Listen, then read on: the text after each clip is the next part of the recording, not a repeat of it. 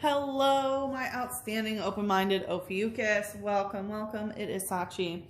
So thank you guys so much for all of your likes and support. You guys came in second place. So amazing, rising the ranks so quickly.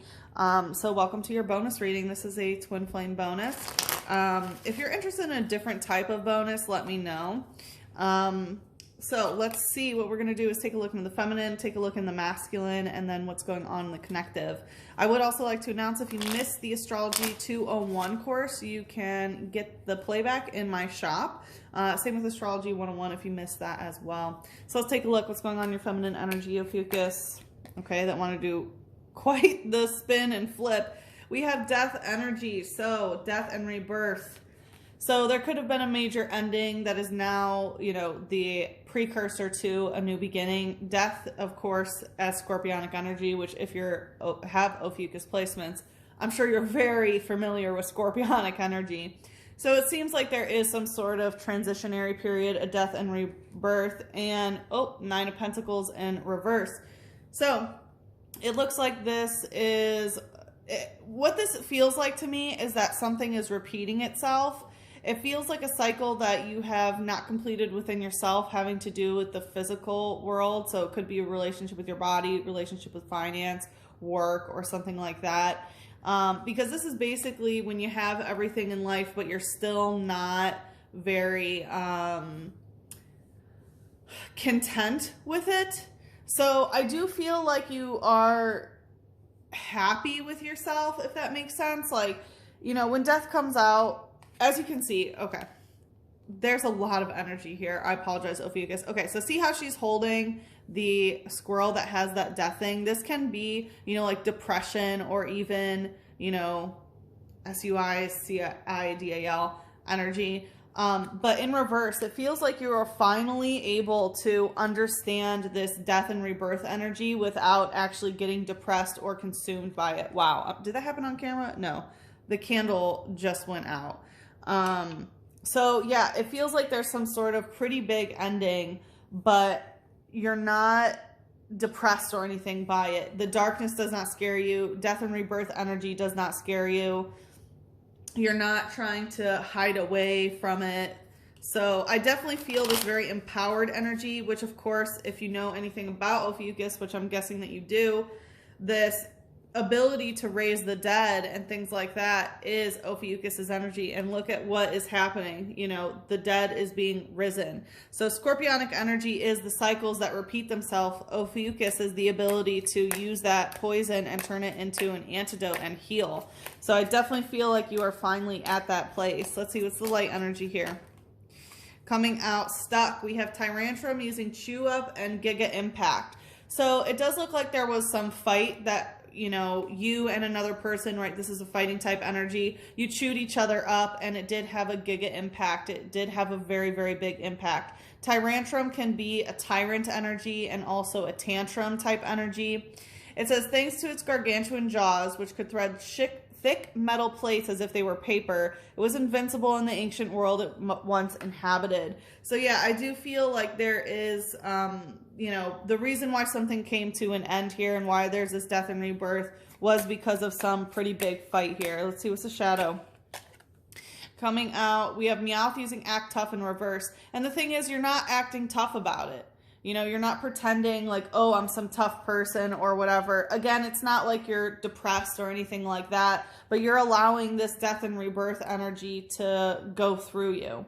Meowth is the money cat, so I do feel like in terms of the Nine of Pentacles, there can be some cycle that you have not concluded as it relates to money or perhaps vacationing. As you can see, like Meowth is on vacation. It says, adores round objects. It wanders the streets on a nightly basis to look for drop loose change. Yeah, so I do feel like the feminine is very interested in trying to find some sort of money. Again, the Nine of Pentacles, when it's upright, represents when you have the job, you have the money, you have it all, but you're still sort of discontent.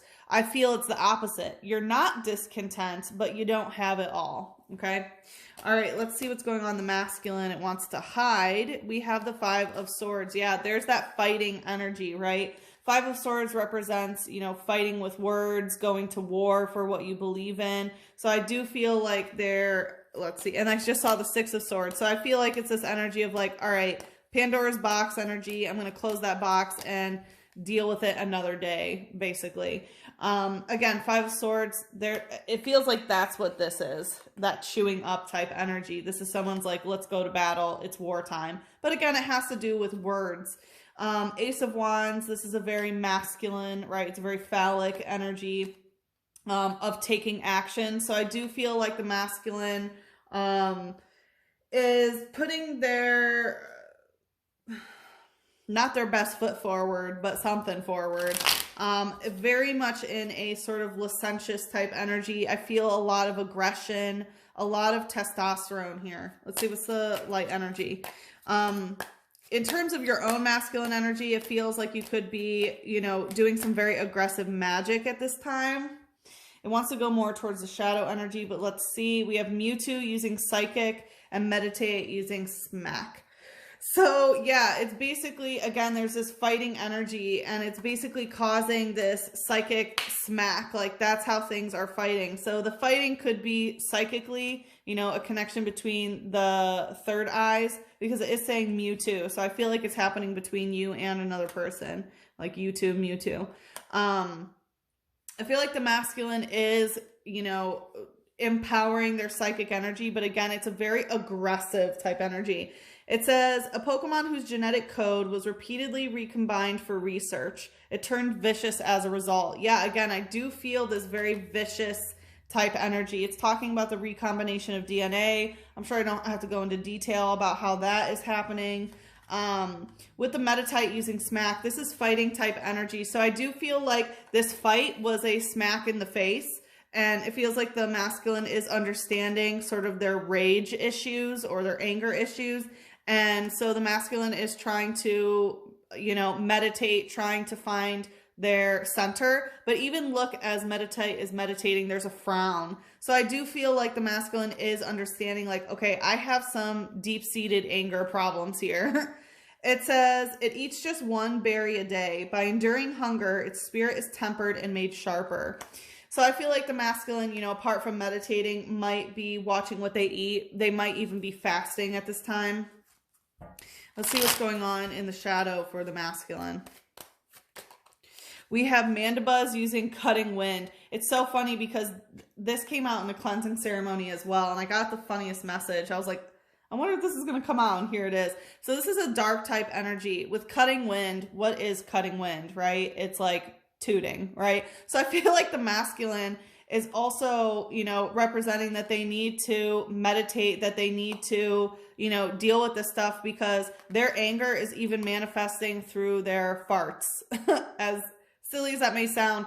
Because when this came out, I heard one of the angels saying like they're smelling sulfur, like they're literally like tooting sulfur, and that's their own rage that's within them that is like coming out. So again, I just feel a lot of very angry type energy in the masculine.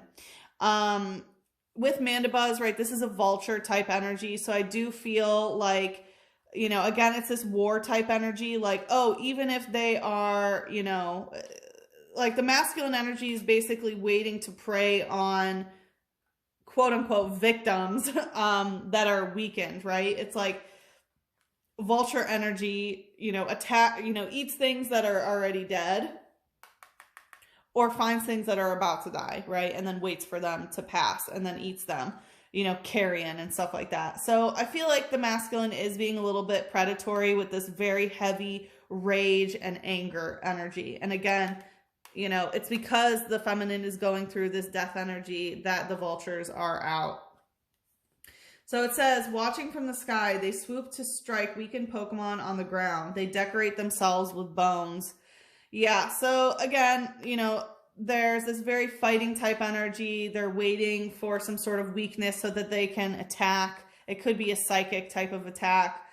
With the Ace of Wands, you know, decorating themselves with bones, I always take as a masculine energy that, you know, it's like, oh, look at how many people I've boned. Like, I'm so great. You know what I mean? It's like that's their decoration, is sort of their body count or something like that. And again, I do feel that with the Ace of Wands, that very, you know, it's not a bone, but very well could be, right? All right, let's see what's going on in the connective now.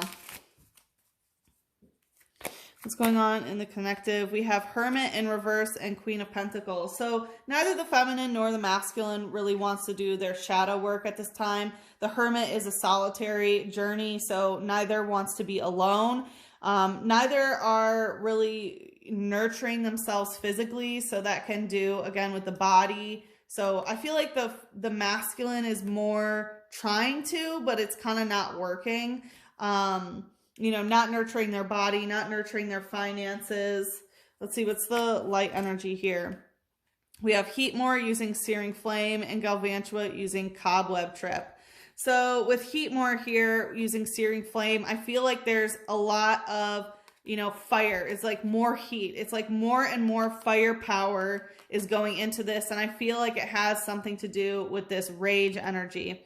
It says there's a hole in its tail. There's that, where that cutting wind comes from, right? There's a hole in its tail that allows it to draw in the air that it needs to keep the fire burning. If the hole gets blocked, this Pokemon will fall ill. So yeah, I feel like, you know, both the feminine and masculine need to be very careful of their health at this time, because if they're not taking care of their physical body, of course, there is the ability to fall ill. We have Galvantua using Cobweb Trip. So I feel like it's possible that both the masculine and feminine are going on some sort of trip, are traveling.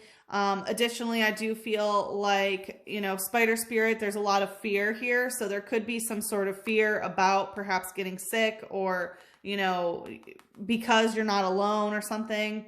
Of course, like if you're around people, right, there's a higher risk of blah, blah. It says they employ an electrically charged web to trap their prey. While it is immobilized by shock, they leisurely consume it. Yeah, so I feel like both the feminine and masculine are being kind of consumed by their fears at this time. Like they're both stuck in the same web, if that makes sense, which is the lowest vibrational scorpionic energy, right? Spider spirit is the first scorpionic emanation. Again, if you did not get a chance to see my Astrology 201 class, I highly suggest that you check it out, especially being Ophiuchus. You know, I talk a lot about that and how it relates to scorpionic energy and so on. So we have Fire in reverse and Amazing Blaze in reverse. So it seems like in the connective, you know, it's like you want more heat, you need more heat, but in the shadow, the flame is going out. Like, as I said, this candle went out. With Amazing Blaze in reverse, it seems like the fire that is happening is not, you know, the fire is feeding the fear rather than actually keeping the flame afloat, if that makes sense. It says, with Reshram's tail, when Reshram's tail flares, the heat energy moves the atmosphere and changes the world's weather. So I feel like the atmosphere of the balance between, you know, the connection between the masculine and feminine energy is really changing at this time. And it's causing, I mean, obviously with death and rebirth energy, there's going to be, you know, quite a bit of change. So like I said, in the extended, what we're going to do is take a look into what is the blockage in the connection, what the feminine can do in order to overcome this blockage. Wow. And there is all that.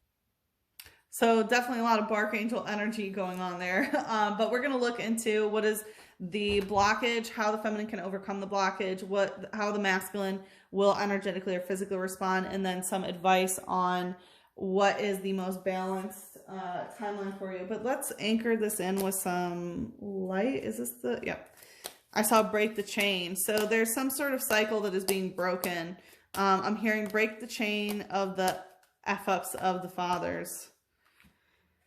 We have Imrama, where are you being called to journey to? And it wants to come out stuck. And that's what I was feeling with this cobweb trip. It does feel like you are going to be going on a trip, and it's possible that somebody else will too. So let's head into the extended to find out more about this.